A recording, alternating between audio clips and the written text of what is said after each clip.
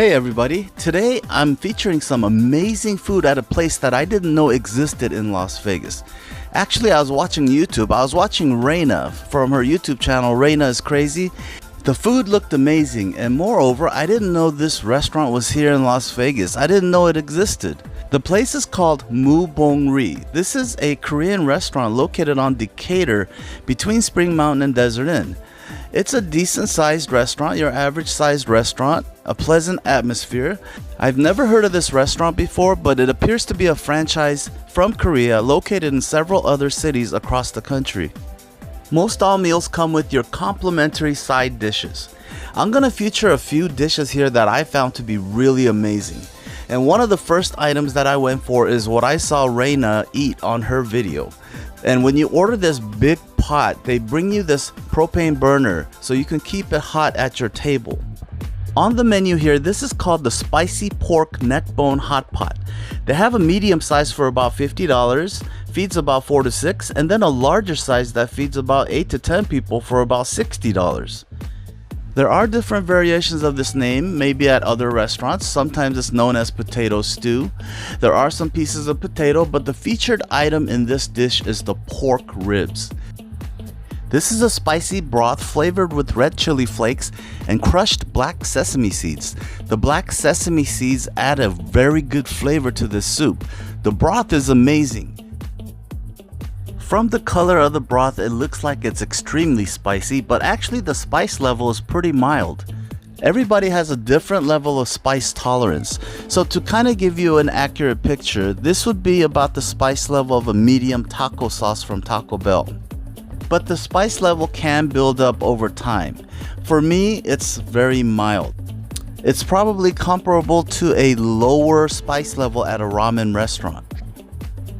The pork and the potatoes are already fully cooked. This is prepped before it's brought out to your table. Once at the table, you're pretty much reheating it and bringing it up to temperature.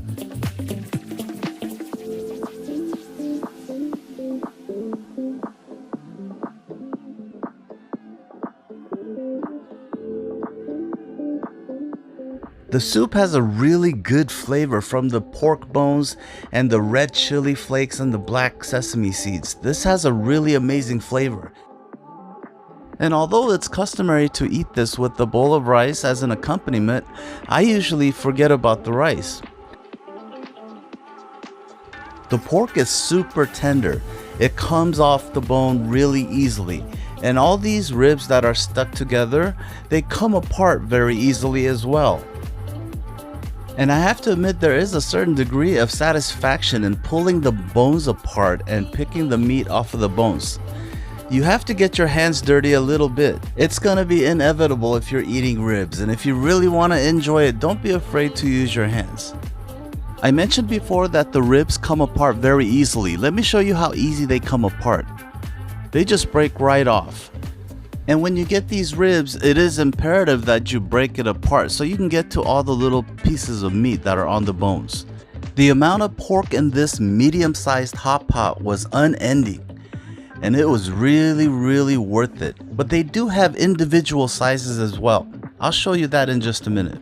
It was a really fun experience eating this because the way the meat just came right off, so tender. And the chunks of pork, delicious, and you could dip it in the broth or just eat it plain.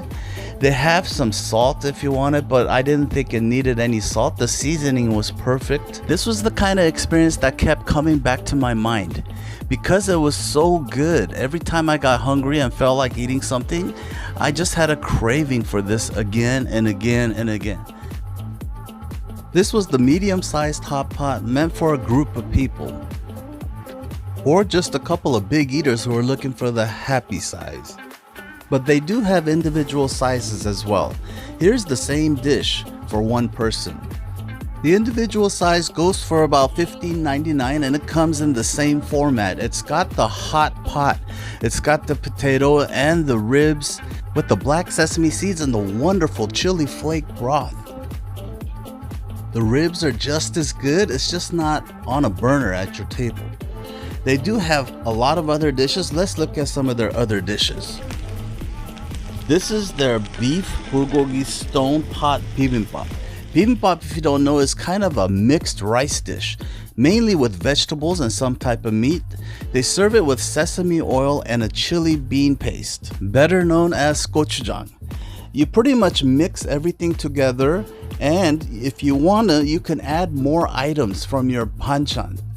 The banchan side dishes are all you can eat, meaning if you eat it all, you can always ask for more, for no extra charge. If you notice some side dishes that you like, such as bean sprouts or cucumbers, feel free to add them to the bibimbap. The more the merrier. The more vegetables and more items just makes for a better bibimbap, in my opinion. They have a couple of different types of bibimbap here. Not all of them come with an egg, but you can always add it on. The egg, I think, makes for a much better bibimbap. Egg is always good with rice. Bibimbap has a combination of many vegetables that are super healthy for you, so on the average it's a pretty healthy dish. There's even a franchise called Bibigo, which is kind of a fast food version of the bibimbap. This is more authentic. And they also have some Korean barbecue dishes as well. Here's your galbi. These short ribs are generally sweet, less sweet than the teriyaki sauce. Usually the marinade consists of garlic, onions, green onions, and some type of a sweetener. There's a lot of choices for Korean barbecue, especially the all-you-can-eat deals in Vegas. This place specializes in soups, such as this. This is called samgyetang, which is a ginseng chicken soup. Served in a hot pot, it comes boiling. It's got a whole Cornish hen. The Cornish hen, or chicken in larger versions, is stuffed with sweet rice, dried dates, ginger, and ginseng. Ginseng is incredibly healthy and very expensive. Ginger is also good for you, so we know that this dish is medicinal. It's almost like a cure for a common cold. This is the Asian version of the chicken noodle soup. If you're feeling like you need some kind of a soup that's healthy and just comforting, this is an awesome dish. With the chicken, rice, and a hot broth in a hot pot that'll stay hot. This is the pork bellies, served with napa cabbage and radish kimchi. This is what I call the Korean fajita. The pork bellies come steamed, they're very soft, a little bit gelatinous on the skin.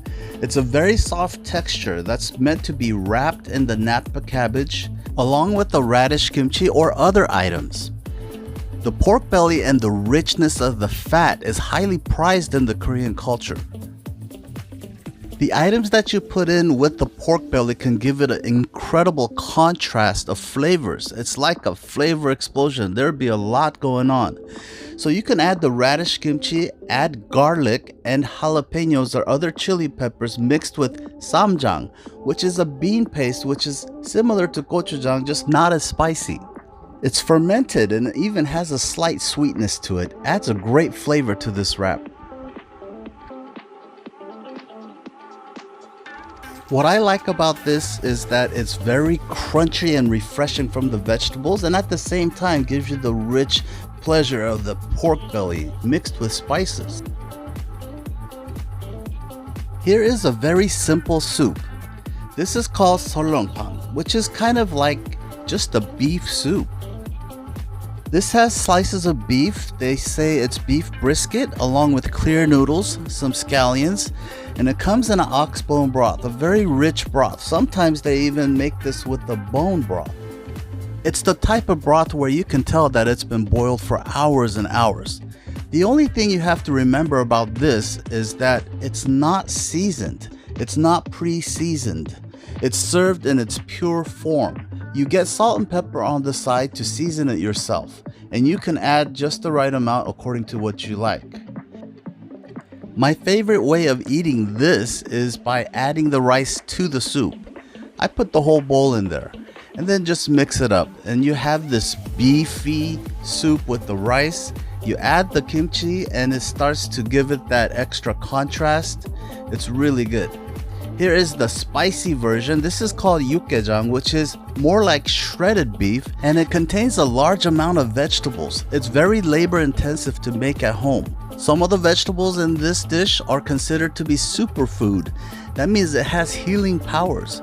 Some of the roots, like fernbrake, are supposed to have phenomenal health benefits, may prevent many diseases.